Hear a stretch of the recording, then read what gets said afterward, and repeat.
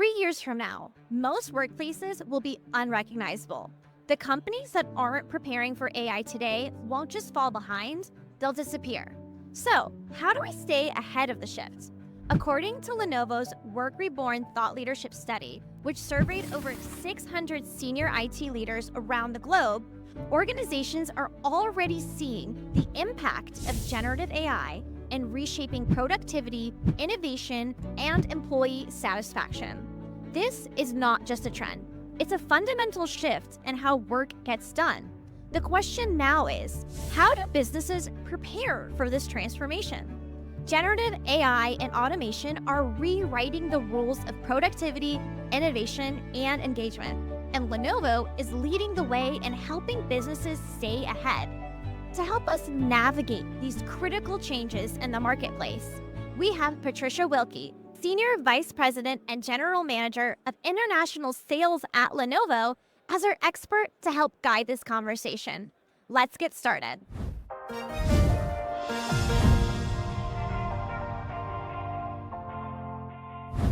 Thank you so much for joining me today. Patricia, welcome. How are we doing? Doing great. Nice to see you today. It's so nice to see you. Are you enjoying the event so far? I am. Very busy, but that's good. I heard you just did a keynote presentation. I did. What was your topic on? It was the era of being reborn in the end user environment. Well, that's actually great because I have a few questions I wanted to ask you kind of related to that topic, bringing new life to the modern workplace. And specifically, we had a really fantastic research study that we've conducted at Lenovo. So part 1 of 4, we called it the Lenovo Work Reborn research study. Look at that, so close to your speaking, right? So I wanted to go ahead and start really talking about exploring what's really shifting in the marketplace, what's possible and what leaders kind of should be looking at or need to know as we kind of explore this topic overall. Okay. So my first question for you is, you at the team at Lenovo, you aren't just thinking about the future of work, you're actually helping to build it. What does that mean to you? Well, it comes back on the future is now, but also tomorrow. Right. So we always have to be thinking, what is an end user going to need in their role, in their profile today? But how do they take advantage of technology to constantly modernize and bring the next best thing, right? Because how do you make sure that we can help them close a deal quicker? They can satisfy a customer quicker, all coming down to the ROI and the bottom line around that. Right. Those outcomes are so important. Absolutely. But it is a big change trying to address these things. So I'm excited to dive into that in just a second. Sounds good. Great. So before we get into that, though, I really want to ask you a question. Okay. Was there a moment in your career when you realized, like, this is the future of work? I'm somewhere where I'm excited to be, and this is it, kind of a thing. Well, I will say maybe when I was little and younger, I did. Around the mobility side and recognizing this is the first steps of mobile. That mobile wasn't just a voice call, but the power of data. And what would happen if that device was in the hands of everybody? So working with the Intercom and the Telecom Union, looking at how do we make sure that end users have access to information and making a call, but making a decision. It is so powerful. And to see it today of what we have in devices, we always kind of say from the pocket to the cloud. It's really, that was the moment that I saw the potential, and it's great to be experiencing it real live today. Right. I mean, the way that technology is moving, it's moving faster than ever, right? Absolutely. And being a part of that is so great. It means that we're instrumental in that change.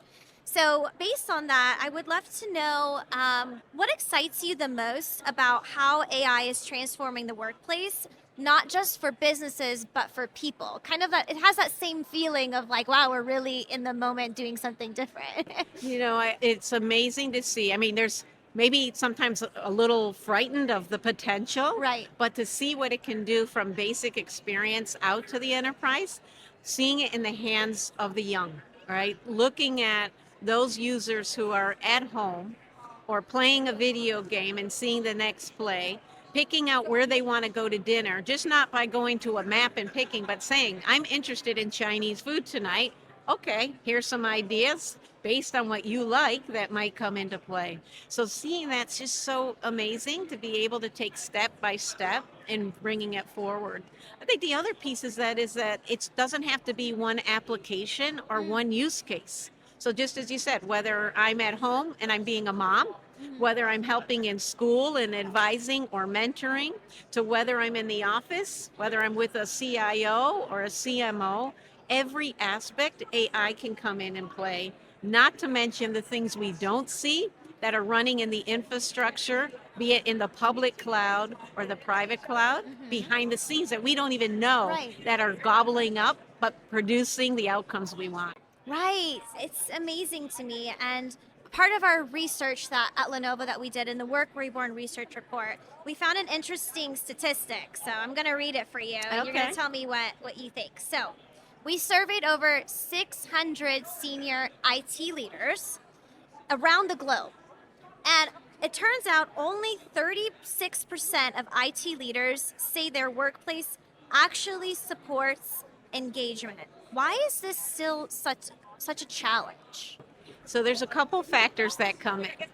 One is always the investment, right? Where if you're thinking as a CIO, how do I do more with less? Right. So there's always the pressure of budget, and you want to be able to bring these new things, but how can I do that economically Right. and get the business outcome and ROI that I want? The other side is, how do you bring the wealth of applications out there and centralize down to the end user? It's not easy, right? Right. You have to look at, from a security play, who owns the data, where is the application sit? So there's a lot of complexity. And many times we've seen that enterprises haven't even taken the first steps of change management. So if you don't have the change management, you're probably not seeing the impact at the end user or the business process that you want to act in upon. That's crucial, because if there's not someone there to help guide and make the change feel less overwhelming, then it may not be as likely to happen, especially from some of the data that we've seen from our report as well. Absolutely. And it might not be a big bang, but you're right. Some are very slow to adopt, and they have to see, how do you bring the CMO, the CFO, the CIO, the CISO from security who might block you a bit. Right. And how do you bring all these different groups or people together to make it happen? Right. It doesn't take one person. It really does take the You got full team, right? Right. So, that really makes me think about a quote where we had in the report. It said the best workplaces don't just work faster, they work smarter. So, what's one unexpected way that companies can rethink productivity? I think that the first piece is to come back that there's two very key assets that an enterprise or government entity have. One, the data that they have, and two, the people. The people asset's incredible. And so the first steps can be around, how do you enable the end user to be productive more every day? How do you use this technology, be it AI, et cetera, to make an impact for them in their role? So the first thing you can do is give the proper access and allow them to be creative. So if you can start that, you're going to see day one some changes coming through, whether it's a low-code application that they're bringing, or maybe it's just how they use an application that the enterprise is using. Every person operates and interacts with that differently, but it's a first step to get there. From my understanding, one of the offerings that Lenovo has is Care of One. And from my understanding, it seems like Care of One really can help with that type of productivity and getting that personalization, that creativity going. What are your thoughts on that? Right on, absolutely. So if you think of the people that are out there in that organization, there's roles, but even with roles, each one of those end users interacts differently. So what does that mean? You have to understand the persona, the profile of that end user. And with Care of One, it helps us recognize, take data feeds of what's taking place in there, but then we can really get the education, the knowledge of that information, and apply the needs to that end user, to Wow. that profile. So whether it's making sure they have the right application, the right release of it, and the other piece is you have to understand that each end user has to have rights to the data.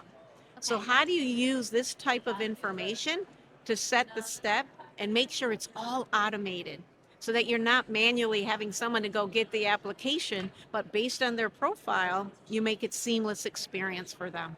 Can you give me a small example of a use case for Care of One? For example, if someone were onboarding a new employee or something like that, or maybe something that I'm not even considering that's even more innovative.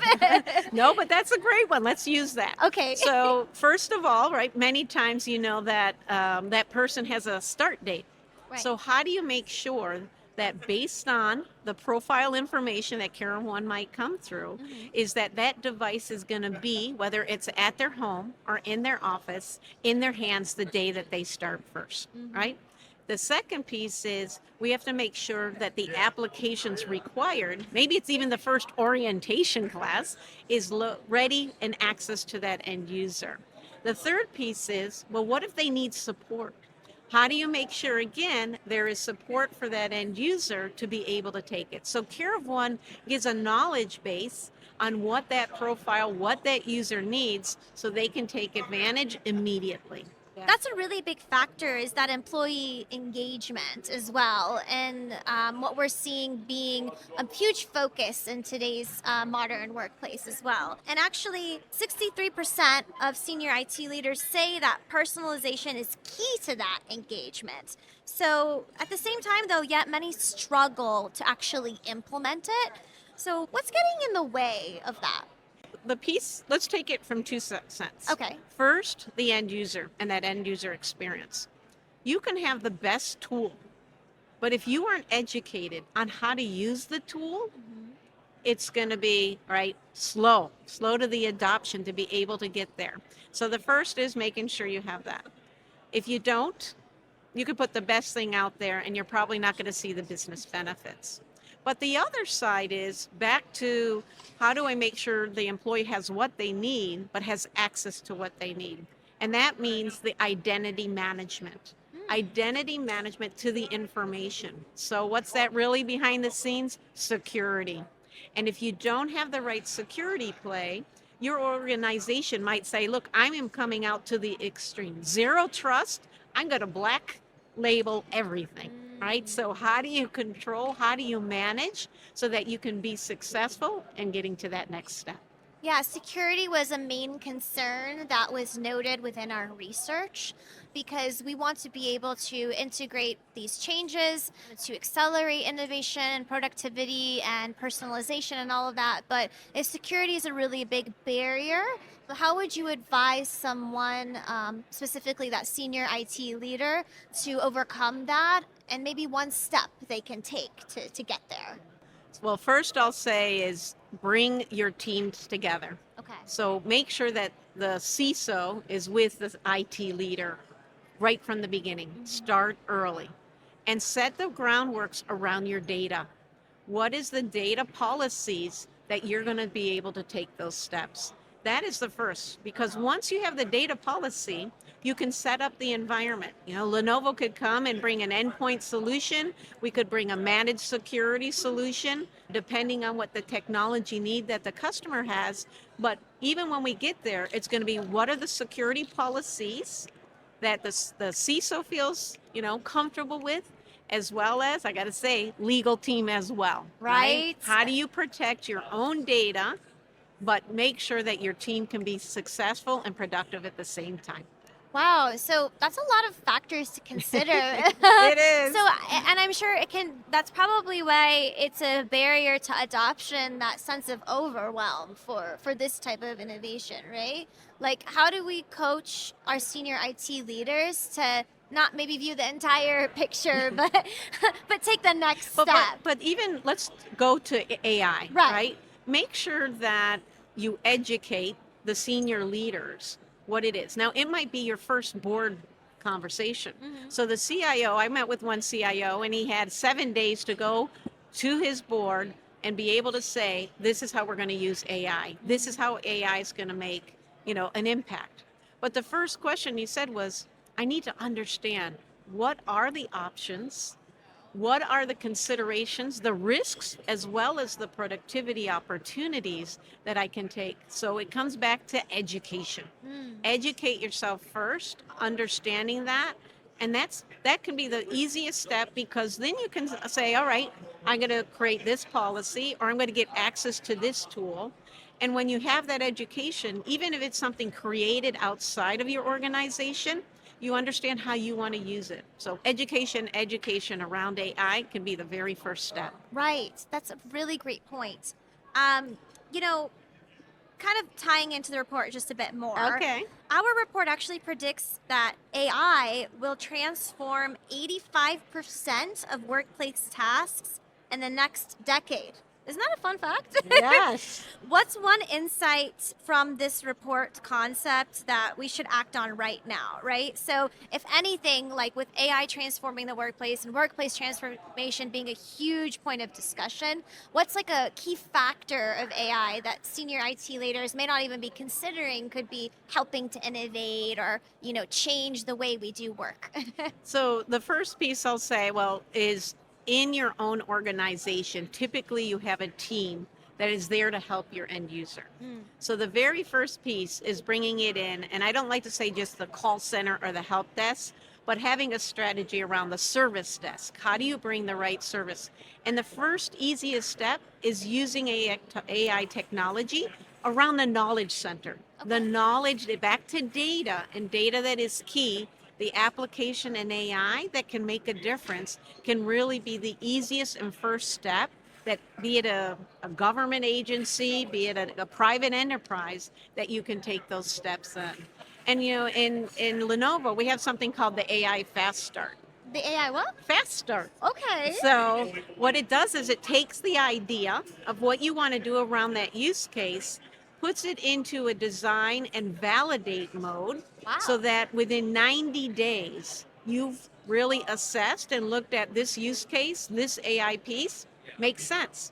And you don't design it for just once and throw it away. You design it to be able to be productive. And how do you take that forward? So it's a quick, fast start to help what I call not just proof of concept, but proof of value. How do you really get the value around? And it could be one baby step, one use case that you can be ready to make a decision. I'm going to go forward or not, before you spend too much, right? Right, because this is a big investment, and we want to make Absolutely. sure that it gets the outcomes that we're looking for. Yes. I've also heard from some of our conversations about the fact that the work that we're doing can actually be proactive with our tools that we have. So instead of having to provide AI a prompt, it can be actively working in the background to make the changes or provide the progress and productivity that we need. Can you tell me a little bit more about that and how that even is? That's so cool to me. Isn't it? It is. And it's very different in aspect, whether it's in the device itself to whether it's around the device. So let's take the device. The first step is that with AI technology and automation, sensors that exist, you can be able to grab that data, literally, but you can grab that data and be able to know if something doesn't seem to be working right. So before it fails, you can either automatically make an impact remotely, or if needed, you can make a physical intervention around that. So that's the first piece around the device. But let's come to the end user, right? Okay. That's, I think, what we're talking a lot about today. So in the end user world, with some of, let's say, our Care of One solution, we are seeing the activity. We understand and can sense, back to sensing the data around that end user, we can find predictability. So the analytics around how that end user is working or not working can set alerts back to be able to make an impact for that customer. whether it's their device is breaking, their application isn't working. We're seeing a slowdown of the information to the end user, especially if someone's in a virtual desktop, right? They're relying on that network activity, and if it's not there to give them their app, there goes their productivity. So these are different ways that you can use automation and AI without even knowing and sensing that it's there helping you. Okay, so question for you, and as far as application of this concept goes, let's say I'm a virtual employee and I have a workplace laptop and I've received, can it send me a notification before I even know that like my battery needs to be replaced, for example? So I don't log in one day to work and my computer's just dead, right? Exactly. Could it do something like that? There are the capabilities, and that's from what we are seeing today and what we're going to continue to drive is being proactive around that, helping and sensing for the end user so you have zero downtime to be able to make sure. So yeah, definitely. that downtime could be costly. So if we talk about ROI from that different perspective too. Right. And there's different tools that exist in different ways. And so what Lenovo does is we look at that ecosystem and we set up a model to support whatever end user, right? Whether it's somebody out in the field, somebody at home, somebody in the office, we've got the right tools integrated together to support that end user experience. I think we should pull up another fun fact from the report and get your reaction to it. Companies using AI, according to our Lenovo Work Reborn research report, the companies that use AI see up to a 30% productivity boost, but some still hesitate, like we were talking about earlier, to use it. So what's the most common fear holding them back, and is it justified?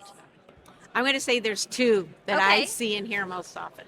First, is AI going to take away my personal differentiator in my role, in my job, right? Am I going to be, seen that I'm not as useful anymore? So that's the first piece. And again, why does that exist? Because most users aren't educated on how it can help them product on that side. The other one comes back around, again, security, and that not only is it the business information, but my own personal information. And this starts to blur in the consumer experience to the enterprise experience. Your data, your profile is starting to come and impact. So me as an individual, I don't know if I'm ready to take that step sometimes, right? Your information is getting out there. Are there risks of your information being out there? And that's why we're even seeing regulations come in country by country that we have to understand. How do you support? Whether it's a government piece or something called a group called a work council, that's kind of like the unions of business enterprise. We have to understand that. So those are the two things that get a little hesitant.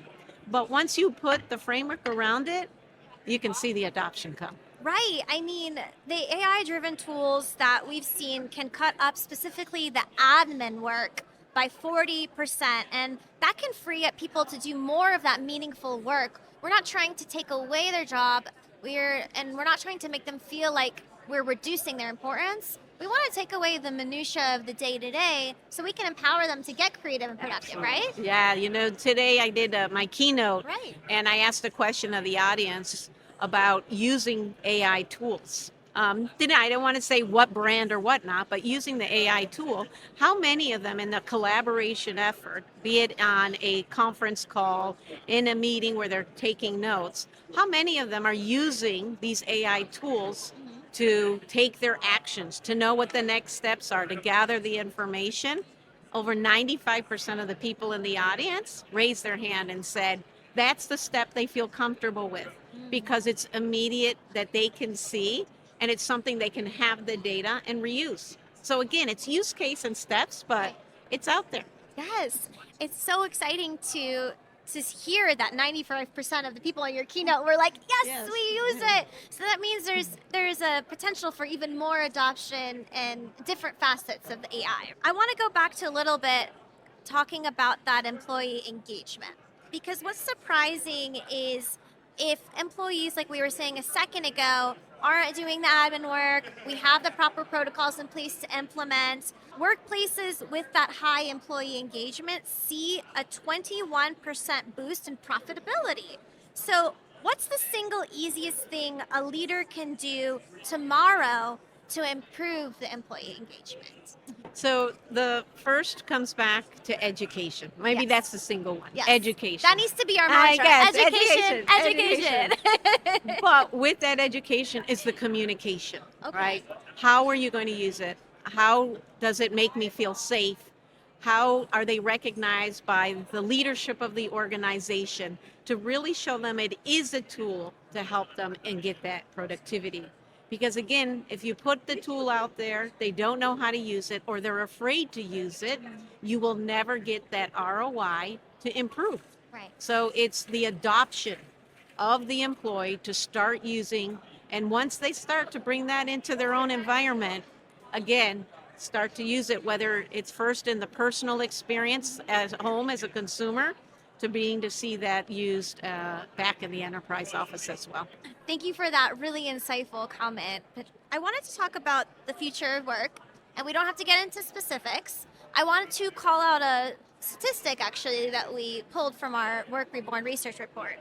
And it says that 89% of senior IT leaders believe that Gen AI is critical for workplace transformation, but it's a challenge to kind of face that reality. So, does that statistic surprise you or encourage you? Like, what's your reaction to that? I'll say I'm not too surprised. Right. And the reason is because my background is I used to be in finance, I used to be a CFO. Right. So every time my team said, I need another dollar, another euro, another pound, they had to come back and give me the business case. Right. So unless you see the business case to do that and experience it, it's hard to take that step.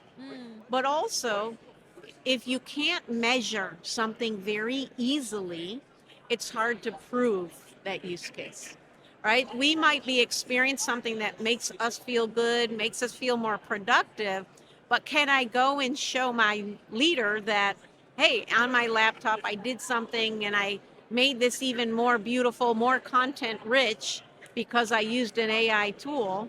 They might not be able to put that and quantify it.